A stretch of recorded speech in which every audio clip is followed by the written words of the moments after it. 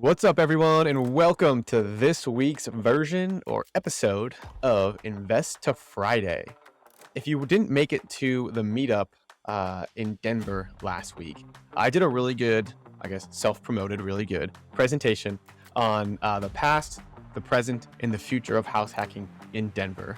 Now, if you're in Denver, this episode will be especially important to you. But even if you're not in Denver, your city and many other cities follow the same trajectory. So you can figure out where your city is on this path. And judging by how far Denver's gotten, you can see where your city is likely going to go. And if your city is ahead of Denver's, then I'm going to get to that as well. And so I'm just going to actually pull up the presentation I did, and I'm going to run through it just like I did for those that might have missed it. But again, the presentation went over so well, I wanted to make sure that I shared it with everybody. And this isn't always going to happen where we take our presentation and then present it again over this episode. So if you guys are in Denver, make sure you're coming out to the House Hackers meetup put on by the Fi team every first Wednesday of the month from 6 to 9 p.m. at Jackson's in downtown Denver. All right, I'm going to start off with where Denver looked like in 2014. And these are all actual deals that I've got from my friends who have purchased houses in these years. So I've got a good friend of mine who purchased a home in 2014. It was a side-by-side duplex for $240,000. He put a 3.5% down payment down, and it rented out for $2,400 total, $1,200 per side. PITI was $1,300, his reserves was $400, and then ended up cash flowing $700 on this property. And this was back in 2014. If you're listening to this, I'm sure everyone is really jealous because no one can pick up a side-by-side duplex in Denver for $240,000 these days. And so in 2017, which is when I started investing, I actually bought my first property 2 blocks down from this duplex that my friend bought. And it was an up-down duplex. They were only 1 bed, 1 baths, so not as good of a layout. Up-downs are not worth as much as side-by-side. And I bought it for $385,000. No way in heck was this same strategy going to work renting it out long term. Those are gone. The traditional house hack in Denver is insanely hard to do these days. And so what I did was I lived in the bottom, rented out the top, still wasn't cash flowing. So I ended up having to basically set up a quasi room for myself in the living room by putting up a curtain and a room divider. And I rented out my bedroom on Airbnb. And so the way I did that was, again, I purchased that property for $385,000. I did a 3.5% down payment. So my total all in was about $17,000 to $20,000. My rent I was getting was $2,850. My PITI was $2,000. I set aside $250 a month for reserves, and I was cash flowing $600 a month on it. And at the time, because Denver was getting so expensive, the fad in Denver was long distance real estate investing. Oh, you can't buy in your area because it's too expensive? Why not just look out of state, right? People are looking at lower price markets. They're going to put the same amount down because they now have to put down 20% instead of 3 to 5%, and they're getting a whopping $200 a month of cash flow. And even if their properties double, they're only going to get $100,000 of appreciation. Whereas in a Denver market, if your property doubles, you're going to get $300,000 to $400,000 of appreciation. So in a higher price market, the stuff works better. You just got to get a little bit more creative. And then obviously no one wanted to do what I was doing to house hack. So we discovered a different way. We discovered rent by the room. Some of you may know it as co-living. It's the same thing, but basically different people are sharing common areas while having their own private bedrooms. And so in 2018, I bought my first rent by the room property. I purchased it at $350,000. My down payment was 5%. And my total cash flow on this property was $1,100. I was collecting $3,750 in rent, $2,200 was my monthly payment. Then I set aside $450 a month for reserves. So $1,100 in cash flow. Anybody, I think, would take $1,100 in cash flow for a rent by the room. This is something that more people were down to do, especially if you were younger, you didn't mind living with roommates. And as long as you screened your tenants carefully, you could pretty safe bet that you would have a pretty good experience. And then the fad in 2018 was the BRRRR. Everyone was burring. For those of you that don't know what BRRRR is, that's when you buy a property, you rehab it, you rent it, you refinance it, and then you repeat it. And so it's a way to use your money over and over again to buy properties. However, what happened here was that labor prices increased, material prices increased, too many people trying to do it, which is making people buy bad deals.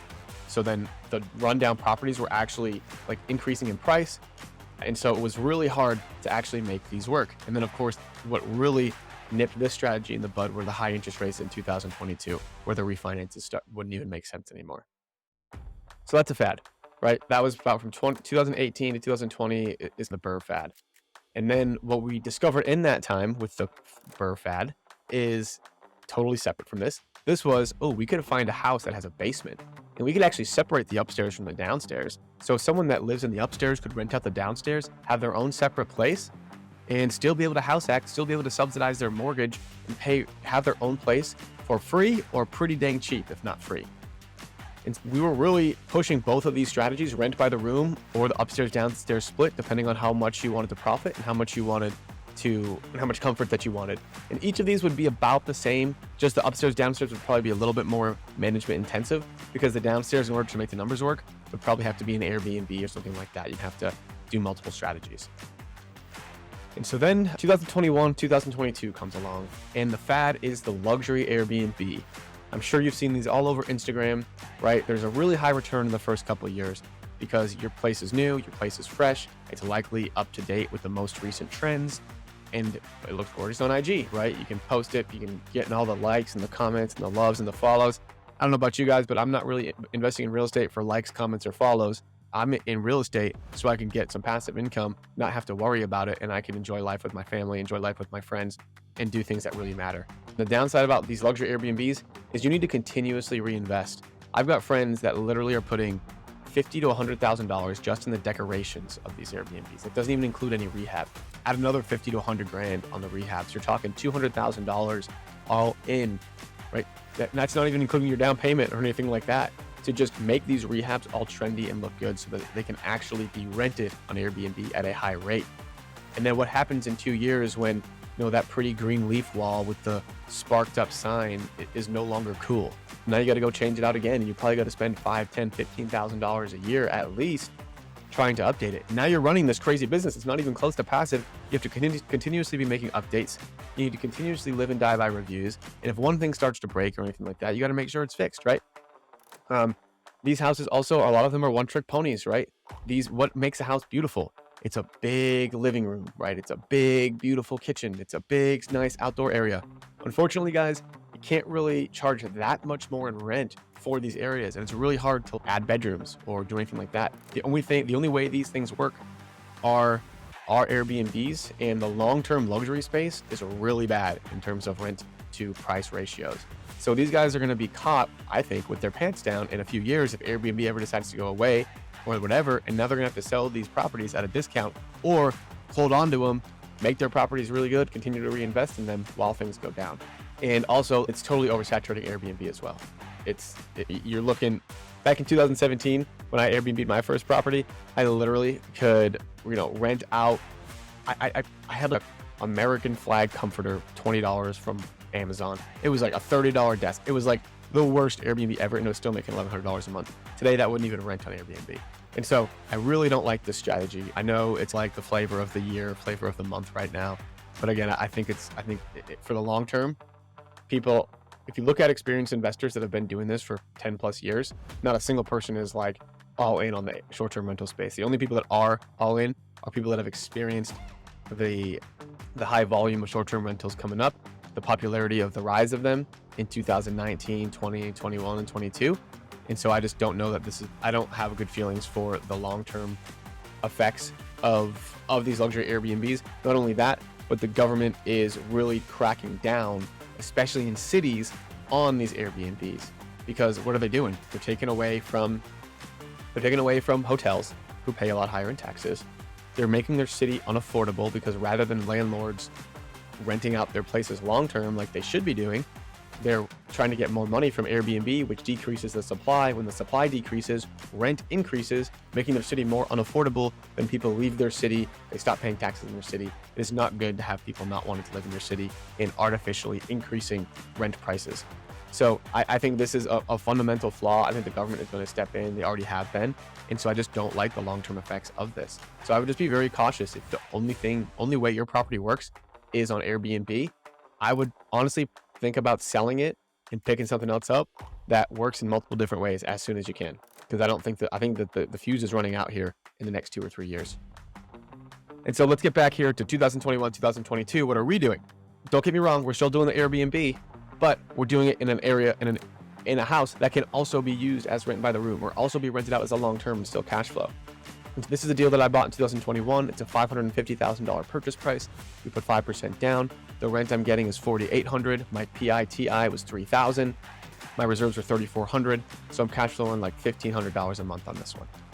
And then if we did the split unit and rent by the room, the cash flow would be a little bit less, $1,100, because in the split unit rent by the room just means that I'm going to Airbnb the downstairs and I'm going to rent out the other 2 bedrooms.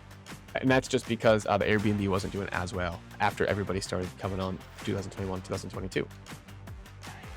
And so 2023, what's the fad? The fad is high interest rates, right? So what are we going to do? You guys are going to, you all know what I'm going to say here, right? The subject to seller financing thing is the fad and the flavor of 2023. I know when someone comes up to me and asks if they find a sub 2 deal, to make sure that they let them know.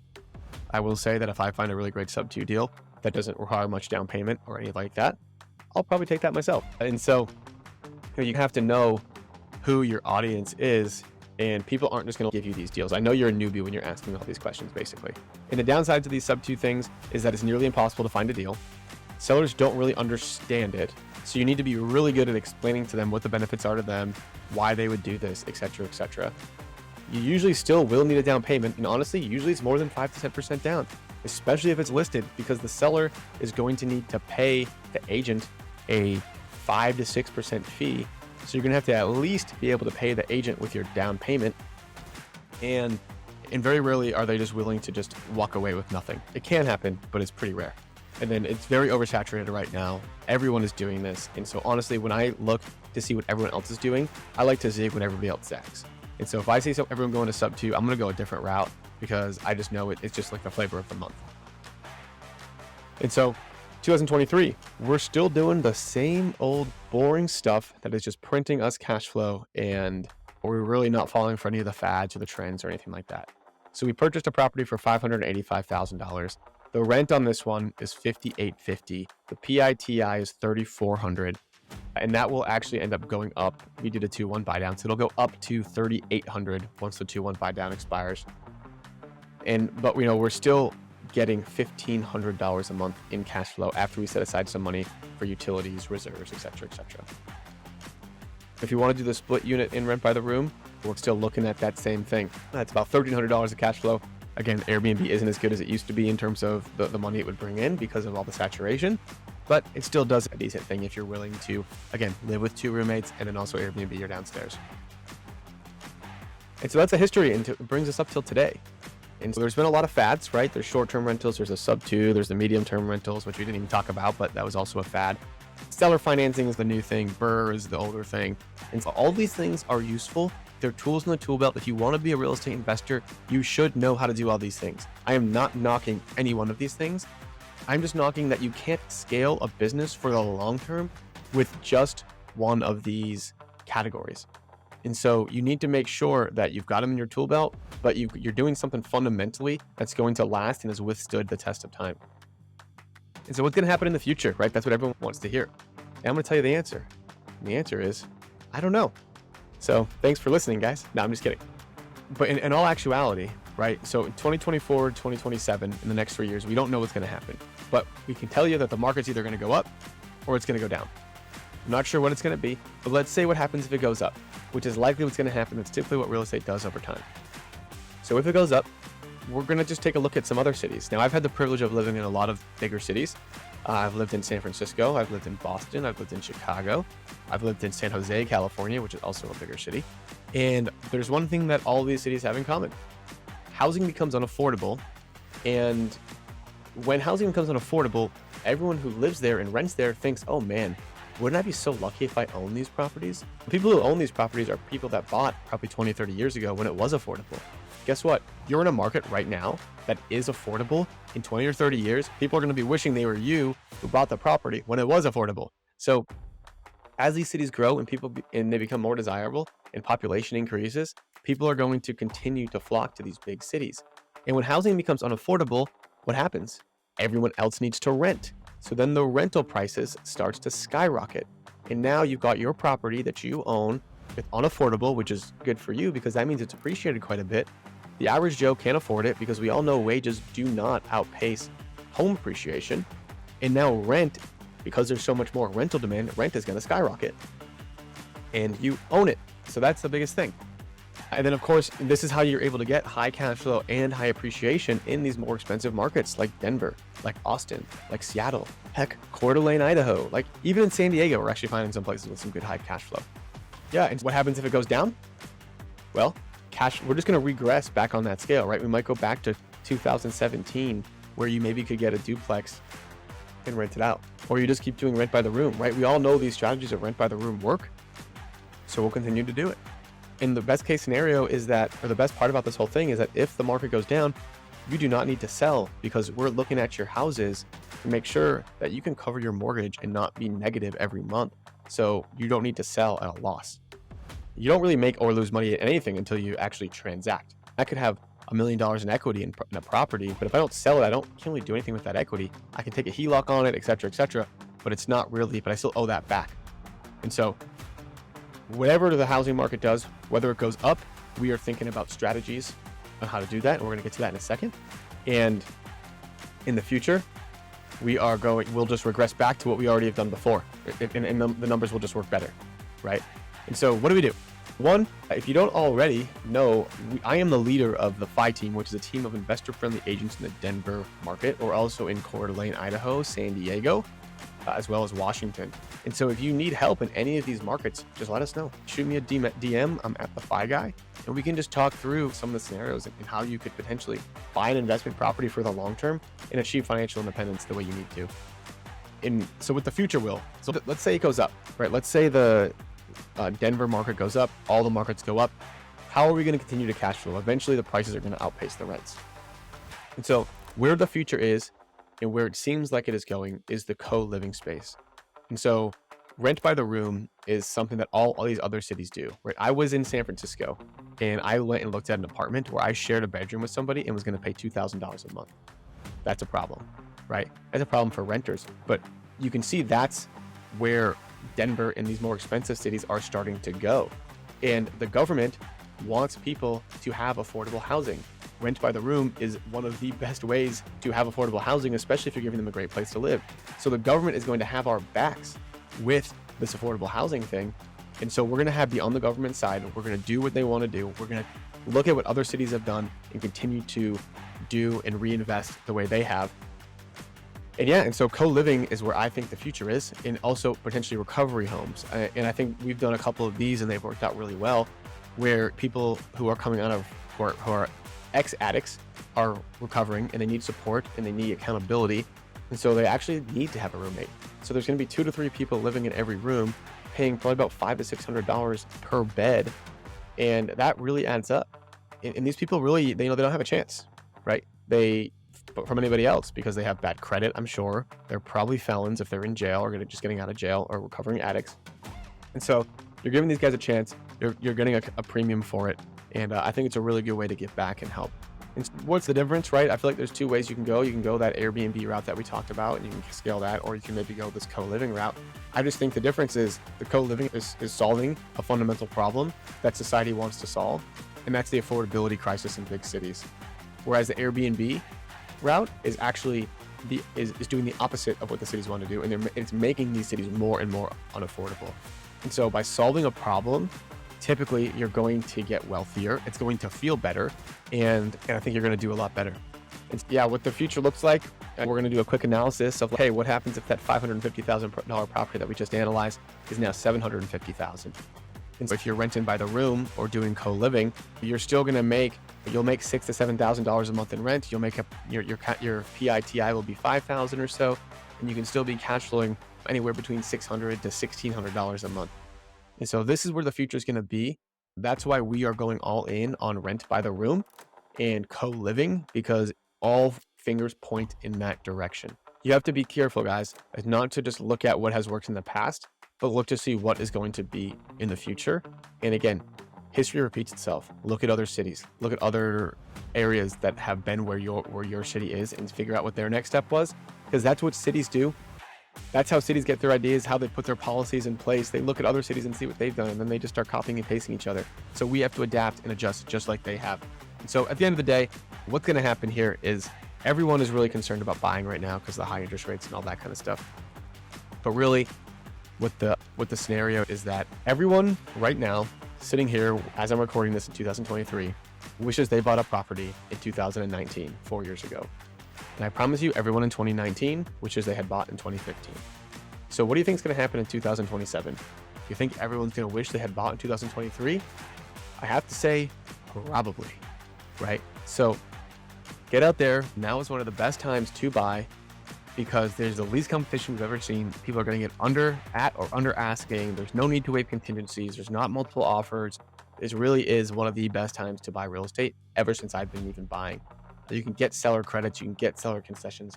Buyers actually have a lot more power now than they ever do. The only downside is the interest rates are higher, and lenders have a product called a 2-1 buy down where you can actually basically punt out your high interest rate for 2 years by buying it down 2 percentage points in the first 12 months and then 1 percentage point in the next 12 months.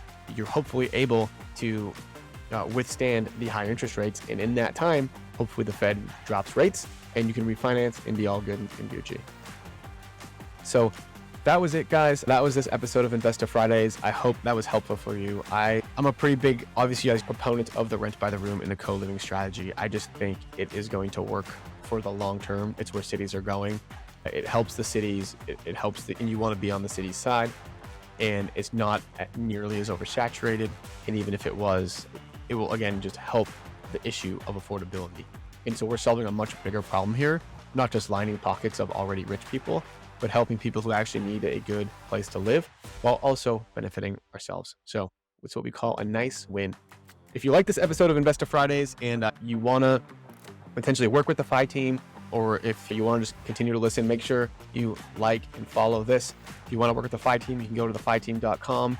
There's a button there that's called Work With Us. Just fill out a form and we'll reach out to you right away. If you want to talk to me directly, feel free to reach out to me on Instagram. I am @thefiguy. Just shoot me a DM and I'm usually pretty good at responding back. So thanks so much, guys, for listening. And until next week, we will see you all later.